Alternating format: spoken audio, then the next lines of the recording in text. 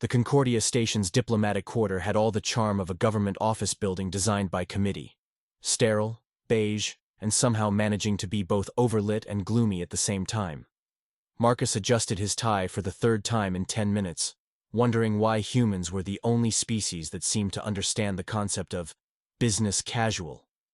Around him, various alien delegates wore everything from full ceremonial armor to what appeared to be elaborate fruit arrangements. "Remind me again why we're here," Elena whispered, reviewing the trade proposals on her tablet while keeping one eye on the Zephyrian delegation across the room. They looked like someone had crossed a praying mantis with a law firm and given the result an attitude problem. "Because someone in the Commerce Department thought it would be culturally enriching to expand our herb trade to include 17 new species," Marcus replied, straightening his already straight collar.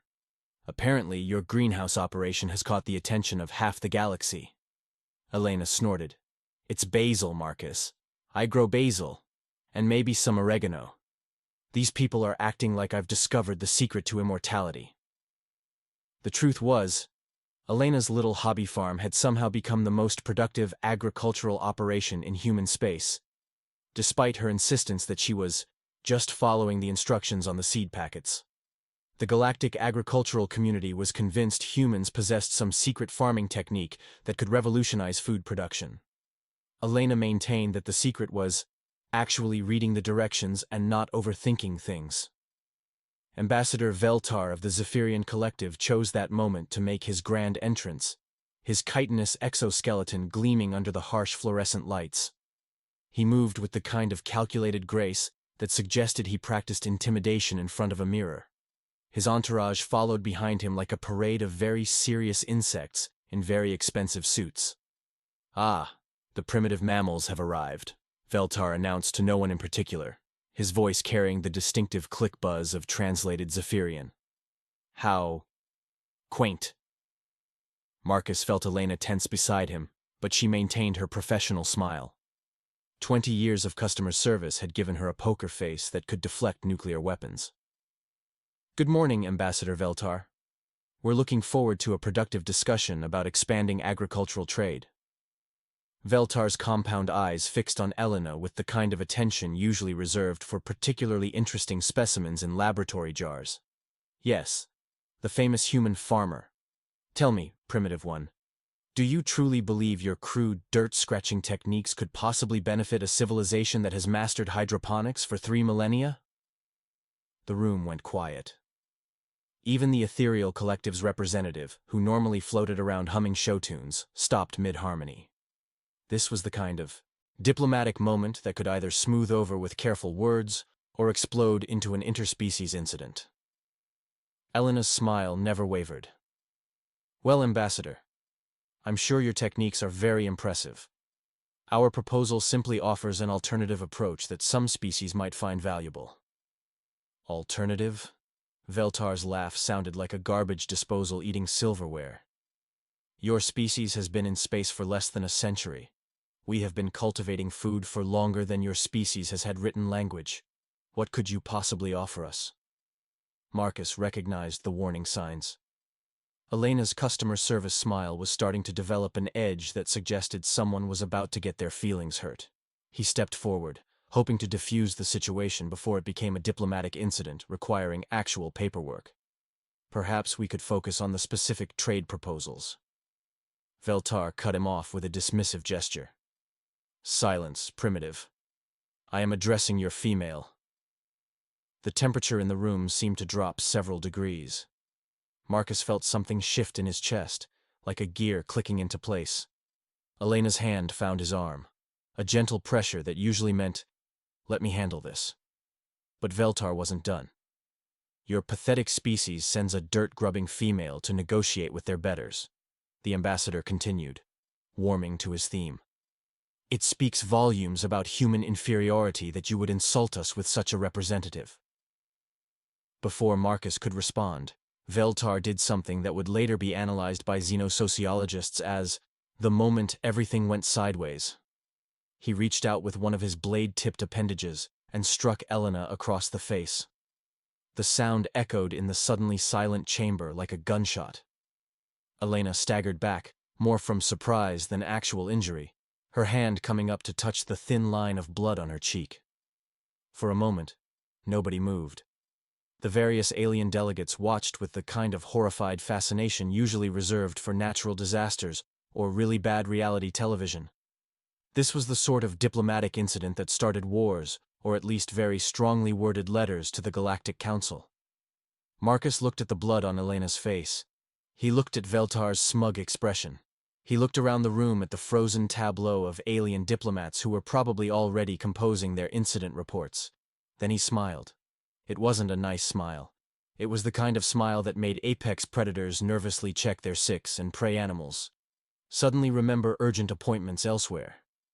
It was a smile that suggested Marcus had just remembered something important about himself that he'd been trying very hard to forget. "Ambassador Vel'tar," Marcus said conversationally, his voice carrying the kind of calm that made professional negotiators break out in cold sweats. "I would like to request a private audience with your champion." The request hit the room like a diplomatic bombshell. Several species didn't even have champions, and those that did rarely involved them in trade negotiations. The Zephyrian champion was a ritual combat specialist whose primary job involved settling disputes through highly formalized violence. Vel'tar's compound eyes glittered with what might have been amusement. A champion's audience? How wonderfully primitive. Yes, I think Crixtel would be quite entertained by human barbarism. "Excellent," Marcus replied, still wearing that unsettling smile. "I assume your champion is familiar with ancient challenge protocols?" "Naturally, though I doubt your species possesses anything resembling proper ritual combat traditions." Marcus's smile widened. "Oh, we have traditions, very old ones." The ethereal collective's representative had started humming what sounded suspiciously like a funeral dirge. The Centaurian delegate was frantically taking notes, probably for the historical record.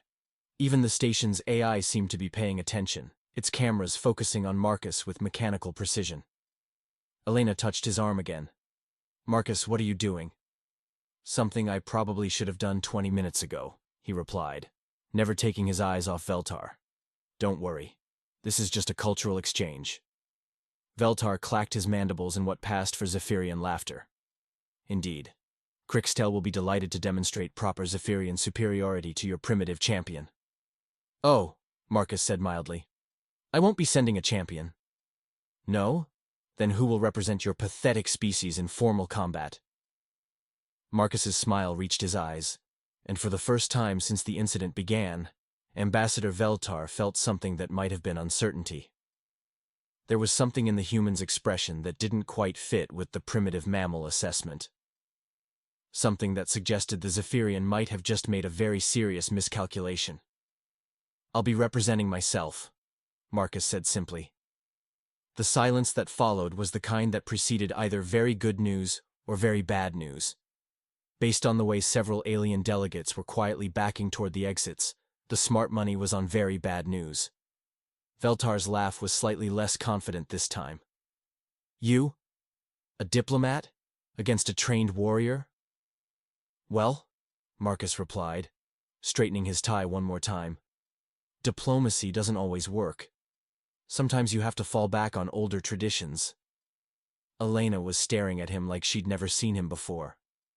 "Marcus, what older traditions?" Marcus looked at her, and for just a moment his expression softened. "The ones that kept us alive long enough to become diplomats in the first place, sweetheart." The realization hit the room like a meteor strike. Every alien species present had evolved past their primitive stages, developing beyond their ancestral survival instincts. They had assumed humans had done the same. They had assumed wrong.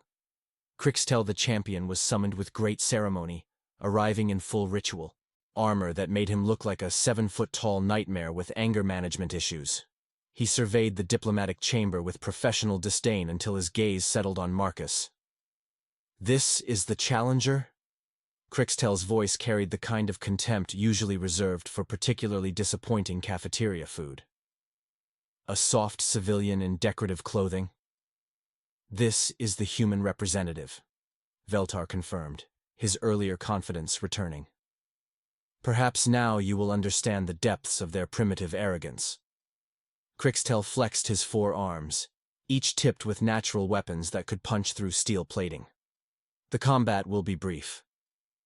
I hope so, Marcus agreed, removing his jacket and folding it carefully. I have a dinner reservation at 8. The champion's laughter was like grinding metal. Your confidence is admirable, soft one. I will try to leave enough of you for your mate to identify. Elena grabbed Marcus's arm as he handed her his jacket. Marcus, this is insane. He's trained for this.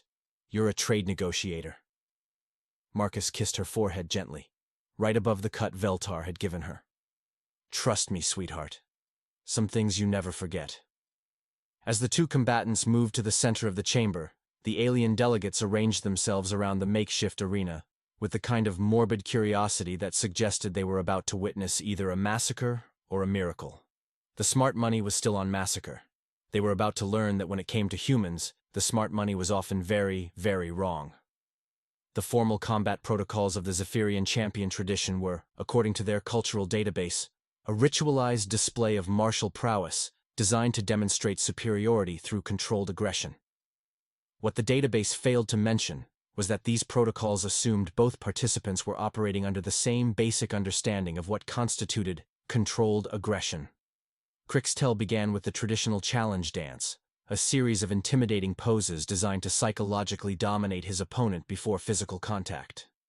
He flexed his 4 arms in sequence, displayed his natural weapons, and emitted a series of threatening clicks that roughly translated to, "Prepare to meet your ancestors in the realm of eternal dishonor." Marcus responded by loosening his tie and rolling up his sleeves. "Is the human attempting ritual preparation?" whispered the Centaurian delegate to his companion, furiously scribbling notes. "This appears to be a clothing adjustment ceremony of some kind." "Perhaps it's how they prepare their soft flesh for combat," the ethereal collective's representative suggested, no longer humming. "Notice how he exposes his vulnerable areas. Clearly a psychological tactic." Crixtel finished his intimidation display and settled into the traditional Zephyrian combat stance, a complex arrangement of limbs designed for maximum striking potential while maintaining defensive capability. It looked impressive. It was impressive. Zephyrian champions trained for decades to perfect such positioning. Marcus put his hands in his pockets and waited. "Begin," announced Ambassador Vel'tar with obvious relish. What happened next would later be studied by xenobiologists across the galaxy, analyzed frame by frame, and used as evidence in academic papers with titles like "The Predator Hypothesis," "Are Humans Actually Apex Killers?" and "Revised Classification of Terran Species, from Trade Partners to Existential Threat." Crixtel lunged forward with the speed and precision that had made him champion, his 4 arms moving in a coordinated attack pattern that should have overwhelmed any opponent. The strike was perfectly executed, textbook Zephyrian combat technique, delivered with enough force to puncture starship hull plating. Marcus wasn't there when it arrived. Instead, he was somehow behind Crixtel, one hand gripping the champion's primary right arm, while the other delivered what appeared to be a casual tap to a specific point on the warrior's exoskeleton. The tap made a sound like a tuning fork, and Crixtel's arm went limp. "Pressure point," Marcus explained conversationally to the stunned audience. "Learned that one in basic training.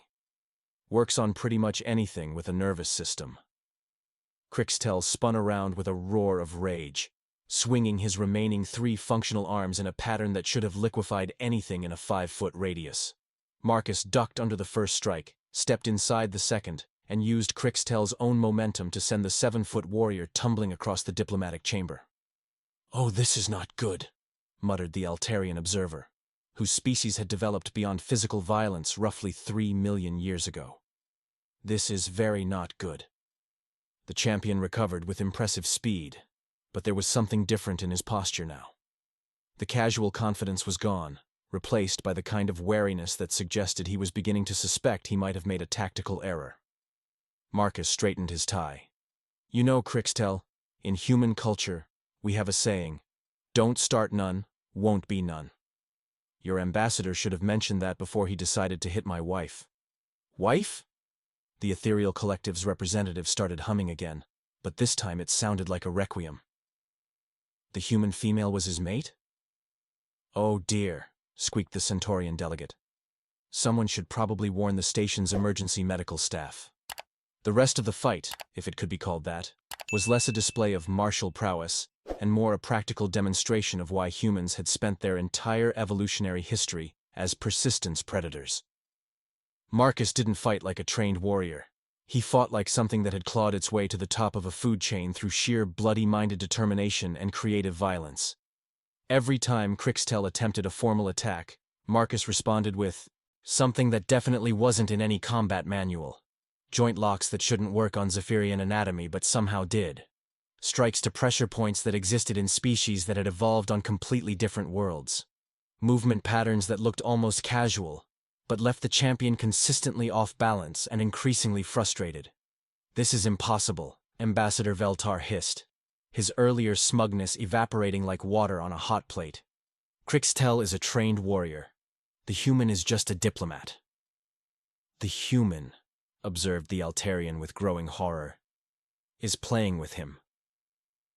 It was true.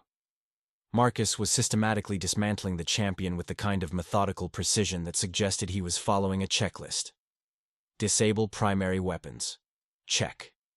Neutralize mobility advantages. Check. Demonstrate superior tactical thinking. Check. Gradually escalate psychological pressure until opponent makes critical error. Check. The critical error came when Crixtel, desperate and increasingly panicked, attempted a berserker charge, abandoning all technique in favor of raw aggression.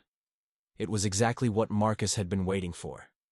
What followed was a blur of motion that ended with Crixtel flat on his back, completely immobilized, and Marcus holding the champion's outer skull casing in his hands like a particularly unwieldy hat. The silence that followed was the kind that preceded either applause or mass evacuation.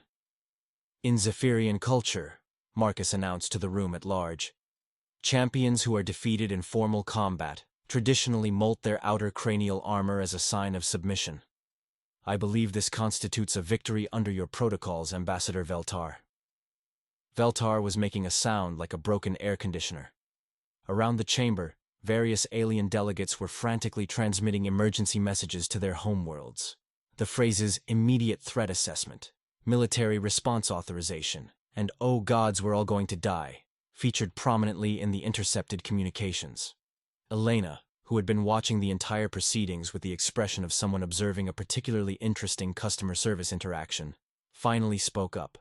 "So," she said brightly, "can we get back to discussing the herb trade now? I've got a greenhouse to manage, and these negotiations are cutting into my planting schedule." The alien delegates stared at her, then at Marcus, who was examining Crixtel's skull casing with professional interest, then at the champion, who was slowly coming to terms with the fact that he'd just been systematically destroyed by someone wearing a business suit. Somewhere in the distance, alarms began to sound as 3 different alien military fleets changed course toward Concordia Station. The Galactic communication network had been designed to handle the peaceful exchange of information between civilized species. It was not designed to handle 17 different alien governments simultaneously, broadcasting variations of "Holy Void, the humans are going to kill us all" in 43 languages while uploading combat footage that broke several laws of physics and at least 2 universal broadcasting standards. Within 6 hours of the diplomatic incident, as it was being euphemistically called in official reports, the combat footage had achieved something previously thought impossible, going viral across multiple species that didn't share common sensory organs. The Zephyrian defeat was being analyzed by beings who experienced reality through sonar, electromagnetic fields, and interpretive dance. "This is fascinating," Dr. Yillith of the Centaurian Xenobiology Institute announced during an emergency broadcast that was simultaneously being watched, felt, and somehow tasted by billions of sentient beings across the galaxy. "We have fundamentally misclassified the human species. They are not omnivorous traders as previously assumed. They are apex persistence predators masquerading as herbivorous diplomats." The footage played again in slow motion, each frame dissected by experts who were rapidly coming to the same terrifying conclusion. Humans were really good at violence, and they'd been hiding it behind trade agreements and customer service smiles. Meanwhile, aboard Concordia Station, Marcus was trying to figure out why his diplomatic credentials had suddenly been flagged as Security threat level Galactic in the station's computer system. Elena, he called to his wife, who was calmly reviewing agricultural import forms while the station's emergency lights bathed everything in ominous red. Did you know that my access badge now requires a military escort? That's nice, dear, Elena replied without looking up from her paperwork. Do you think the Altarians will accept Earth currency for their quantum fertilizer? Or should we stick with the standard trade credit system? The irony was not lost on Marcus that while the galaxy prepared for what several news outlets were calling the human war, his wife was still trying to buy gardening supplies. It was exactly the kind of situation that would have been hilarious if it wasn't currently causing the economic collapse of 12 star systems. The Galactic Stock Exchange had closed for the first time in recorded history after human trade partnerships were simultaneously cancelled by 17 different species. The panic selling had started when someone pointed out that humans had been establishing agricultural and industrial contracts across the galaxy for nearly a century. If they were actually predators, what exactly had they been planning? Breaking news, announced the Ethereal Collective's primary information broadcaster, whose usual spiritual serenity had been replaced by what could only be described as apocalyptic hysteria. The prophesied destroyers have revealed themselves. The ancient texts spoke of beings who would appear as harmless traitors before revealing their true nature as devourers of worlds. We must prepare for the final convergence. Oh, for crying out loud, Elena muttered, finally looking up from her forms. We grow vegetables. How did that get translated into devourers of worlds? The answer, unfortunately, was sitting in the Altarian Cultural Analysis Department, where a team of sociologists was frantically trying to reinterpret every human custom through the lens of their new apex predator classification. Suddenly, human agricultural practices looked like terraforming operations. Their diplomatic protocols resembled advanced psychological warfare. Even their tendency to keep pets was being analyzed as domestication trials for future conquest scenarios. The evidence is overwhelming, Dr. Kreneth announced to the emergency session of the Galactic Council, his tentacles writhing with academic excitement. Humans have been conducting a century-long infiltration operation. They've established themselves in every major trade route, formed partnerships with vulnerable species, and gathered detailed intelligence on our military capabilities. This was clearly a long-term conquest strategy. We sell herbs, Marcus said to nobody in particular, watching the emergency session on the station's public broadcast system. We literally just sell herbs and maybe some slightly improved farming equipment. The military response was swift and overwhelming. The Zephyrian fleet had been the first to mobilize, but they were quickly joined by the Centaurian Defense Force, the Altarian Security Corps, and the Ethereal Collective's newly formed Anti-Destroyer Task Force. By hour 18 of the crisis, Concordia Station was surrounded by enough firepower to sterilize a small moon. This is Admiral Vexthok of the Galactic Defense Alliance, boomed a voice over the station's communication system. Concordia Station is now under military quarantine. All human personnel are to remain in designated areas pending threat assessment and potential containment protocols. Elena looked up from her paperwork with the expression of someone whose patience was wearing thin. Containment protocols? Marcus, are they talking about putting us in jail? I think they're talking about putting our entire species in jail, Marcus replied, watching through the observation deck as more military vessels continued to arrive. This is getting ridiculous. The situation became significantly more ridiculous when Marcus attempted to check his personal messages and discovered that his communication access had been restricted to emergency diplomatic channels only. Apparently, ordinary human communication was now considered a potential security risk. What he found in his diplomatic message queue was less reassuring than he'd hoped. Priority Alert, Global Human Status Update, read the header from the Human Diplomatic Corps. All human personnel in galactic space have been simultaneously reclassified as potential weapons of mass destruction pending emergency review of species capabilities. Please remain calm and avoid any actions that might be interpreted as aggressive. This includes sudden movements, raised voices, casual mentions of Earth history, discussing human sports, or making direct eye contact with Zephyrian personnel. Marcus scrolled through the rest of the message, his expression growing increasingly bewildered. According to the report, every human diplomat, trader, tourist, and exchange student in the galaxy was now under some form of military observation. 3 different species had requested emergency evacuation of human personnel from their territories. The Centaurian government had declared a state of emergency and closed their borders to all human traffic. "Elena," Marcus said slowly, "I think we may have accidentally started an interstellar incident." "We didn't start anything," Elena replied firmly, finally abandoning her paperwork in favor of the growing chaos outside. "That pompous insect started it when he decided to hit me. You just finished it." "Yes, but apparently I finished it in a way that convinced the entire galaxy we're secret warriors plotting galactic conquest." Elena considered this for a moment. "Are we? Are we what?" "Secret warriors plotting galactic conquest?" Marcus thought about it. "I mean, I was in the military before I became a diplomat. And you did manage to revolutionize agriculture for 17 different species using techniques from a seed packet. And we do seem to be unusually good at things that other species find impossible." "Huh," Elena said thoughtfully. "Maybe we are secretly terrifying." Their philosophical discussion was interrupted by the station's emergency broadcast system crackling to life with what sounded like barely controlled panic. "Attention all personnel. Concordia Station is now under full military lockdown. No one enters, no one leaves. This is for the safety and security of the galactic community. Please remain calm, and remember that we are dealing with an unprecedented threat assessment situation." Elena looked at Marcus. Marcus looked at Elena. They both looked out at the fleet of warships surrounding their space station like the galaxy's most paranoid neighborhood watch committee. "You know what the really funny part is?" Elena said finally. "What's that?" "We still haven't finished the trade negotiations. I still don't have my quantum fertilizer, and the Altarians are probably too scared to sell it to me now." Marcus started laughing.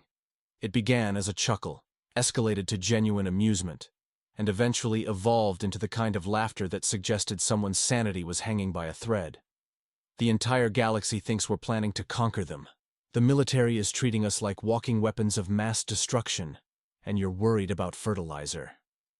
"Well," Elena said reasonably, "someone has to keep things in perspective. Besides, if we really are accidentally terrifying, we might as well get our gardening supplies before they figure out how to stop us." The station's proximity alarm started screaming as another fleet of military vessels dropped out of hyperspace. Through the observation deck windows, they could see what appeared to be half the galaxy's military forces taking defensive positions around their location. Marcus's diplomatic credentials chimed with an incoming priority message. The header read, "Emergency Galactic Council Session. The Human Question. Immediate response required." "Elena," Marcus said, staring at the message with growing disbelief, "I think they want to put our entire species on trial." The Emergency Galactic Council session was being held in the largest conference facility on Concordia Station, which had the dubious honor of hosting what was essentially a war crimes tribunal for an entire species that had committed the crime of being accidentally terrifying. Representatives from 47 different civilizations had gathered to discuss the human question, and the consensus seemed to be that the question was, how do we survive them? Elena walked into the chamber like she was approaching a particularly difficult customer complaint, which, in her professional opinion, was exactly what this was. She carried a tablet loaded with the kind of documentation that made customer service representatives either heroes or casualties, and she had that expression that suggested someone was about to get their problem solved whether they liked it or not. "Ladies, gentlemen, and various non-binary sentient entities," she began, her voice carrying the kind of cheerful authority that made experienced negotiators sit up and pay attention. "I understand there's been some confusion about humanity's intentions and capabilities. As someone who's spent the last 15 years in interspecies customer service, I'd like to address your concerns." Admiral Vel'tar, whose fleet was still surrounding the station like a paranoid metal cloud, spoke first. "Human female, your species has been systematically deceiving the galactic community about your true nature. This constitutes a violation of first contact protocols and potentially an act of war." Elena consulted her tablet with the practiced efficiency of someone who'd handled complaints about everything from defective hyperdrives to philosophical differences about the nature of existence. Admiral, I believe there's been a misunderstanding. According to my records, humanity has never filed a false species classification report. We've been completely honest about our capabilities. Honest? The Zephyrian ambassador, still nursing his wounded pride, along with his champion's wounded everything, clicked indignantly. You claim to be peaceful traders. We are peaceful traders, Elena replied patiently. The fact that we're also extremely capable of violence doesn't negate our peaceful intentions. Think of it as customer service with enforcement capabilities. Dr. Yilith of the Centaurian Xenobiology Institute leaned forward with academic intensity. But why hide your predator nature? Why pretend to be harmless? Elena's smile carried the kind of professional warmth that customer service representatives used when explaining obvious things to difficult customers. Because, Doctor, we learned early in our galactic integration that most species find us unsettling when we're completely honest about our capabilities. We've been deliberately underplaying our strengths to avoid making people uncomfortable. Underplaying? Admiral Vel'tar's voice climbed an octave. Your diplomat just dismantled our finest warrior like he was assembling furniture. Marcus was being polite, Elena explained. If he'd wanted to actually hurt your champion, the fight would have lasted about 3 seconds. As it was, he was careful to follow your cultural protocols and avoid permanent damage. The silence that followed was the kind that preceded either understanding or complete psychological breakdown. Marcus stepped forward, straightening his tie in what was becoming his signature gesture of diplomatic readiness. The truth is, we've been trying to fit in. Humans are, well, we're really good at staying alive. We're persistence predators with pattern recognition capabilities, adaptive problem-solving skills, and what our military calls aggressive creativity. We've been downplaying these traits because we wanted to be good galactic citizens. But you've been gathering intelligence on our military capabilities, accused the Altarian representative. We've been learning about your cultures so we could trade more effectively, Elena corrected. The fact that this knowledge could be used militarily is incidental. We're not planning to conquer anyone. We're planning to sell you better vegetables. The ethereal collective's representative had stopped humming entirely, which was apparently their species' equivalent of a nervous breakdown. But the prophecies, the ancient texts. Elena consulted her tablet again. According to my cultural analysis database, your ancient texts were written by a poet who was having relationship problems. The prophesied destroyers were metaphors for his ex-girlfriend's new boyfriends. You've accidentally created an apocalyptic religion based on bad poetry about a breakup. The revelation hit the chamber like a diplomatic neutron bomb. Several representatives started frantically checking their own cultural databases, apparently realizing they might have based their entire threat assessment on similarly questionable sources. So, Admiral Vel'tar said slowly, you're saying humans aren't planning galactic conquest? We're saying we're planning to continue being productive members of galactic society, Marcus replied. Though, given recent events, perhaps we should consider offering additional services. Elena's eyes lit up with the kind of inspiration that made customer service representatives either legends or cautionary tales. Actually, this presents an interesting business opportunity. Clearly, the galaxy has a need for conflict resolution services, and we've just demonstrated that humans are uniquely qualified to provide aggressive mediation. Aggressive mediation? Diplomatic solutions backed by the implicit understanding that non-compliance might result in someone getting their head removed, Elena explained cheerfully. Think of it as customer service with teeth. The idea was so absurd, so perfectly suited to the ridiculous situation they'd created, that it actually made sense. Several representatives were already taking notes, probably calculating how much they'd be willing to pay for diplomatic enforcement services. 6 months later, Elena received her official promotion to Director of Interspecies Conflict Resolution, while Marcus became the galaxy's first Chief Diplomatic Enforcement Officer. Their business cards included the disclaimer, "Satisfaction guaranteed or your conflicts resolved through alternative methods." The herb trade had finally been completed, though Elena's modest greenhouse operation had somehow become a pilgrimage site for 3 different alien species, who considered it a sacred shrine to human agricultural domesticity. She now employed a full-time staff of security guards, whose primary job was preventing religious devotees from stealing her tomatoes. "You know what the funny part is?" Elena said, reviewing their quarterly reports while Marcus practiced his diplomatic enforcement techniques in their backyard. "What's that?" Marcus called, not pausing in his systematic dismantling of a training dummy that had been designed to simulate 17 different alien physiologies. "The galaxy spent all that time being terrified of humans taking over, and we ended up taking over anyway. We just did it through customer service and better vegetables." Marcus paused his training to consider this. "Do you think that makes us better or worse than traditional conquerors?" Elena watched a delegation of Centaurian pilgrims carefully photographing her compost bin with the reverence usually reserved for religious artifacts. "I think it makes us more efficient.